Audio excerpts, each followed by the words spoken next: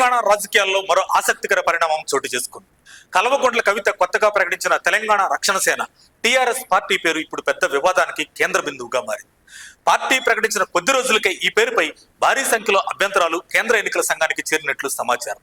BRS నుంచి suspend అయిన తర్వాత కవిత తన రాజకీయ ప్రస్థానాన్ని కొత్త దారిలో కొనసాగించాలని నిర్ణయించుకున్నారు.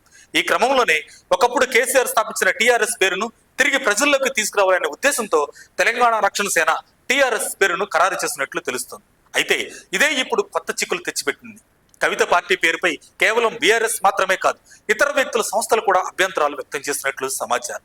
ముఖ్యంగా మహారాష్ట్రలోని సోలాపూర్కు చెందిన దయానంద్ మహదేవ్ అనే వ్యక్తి తెలంగాణ రాష్ట్ర సామాజిక సేన టీఆర్ఎస్ పేరును తమకు కేటాయించాలని కవిత ప్రకటనకు ముందే ఎన్నికల సంఘాన్ని ఆశ్రయించినట్లు వార్తలు వస్తున్నాయి. దీంతో అసలు టీఆర్ఎస్ పేరు ఎవరికి దక్కుతుంది? కవిత పార్టీకి ఎన్నికల సంఘం అనుమతి ఇస్తుందా, లేక కొత్త పేరు వెతుక్కోవాల్సి వస్తుందా అనే ఉత్కంఠ రాజకీయ వర్గాల్లో నెలకొంది. ఇక ఈ వ్యవహారం వెనుక బీఆర్ఎస్ నేతల పాత్ర ఉందని కవిత అనుచరులు ఆరోపిస్తున్నారు. మరోవైపు ప్రజల్లో పార్టీని బలోపేతం చేయాల్సిన సమయంలో పార్టీ పేరు వ్యవహారమే కవితకు కొత్త తలనొప్పిగా మారిందనే కొత్త చర్చ కూడా జరుగుతుంది. మరి ఎన్నికల సంఘం తుది నిర్ణయం ఏమిటి? టీఆర్ఎస్ పేరు కవితకు దక్కుతుందా, లేక ఈ రాజకీయ పోరాటంలో మరో ట్విస్ట్ చోటు చేసుకుంటుందా? ఇప్పుడు తెలంగాణ రాజకీయాల్లో ఇదే హాట్ టాపిక్ గా మారింది. మరిన్ని అప్డేట్స్ కోసం మా కాయ్ టీవీని సబ్స్క్రైబ్ చేసుకోండి.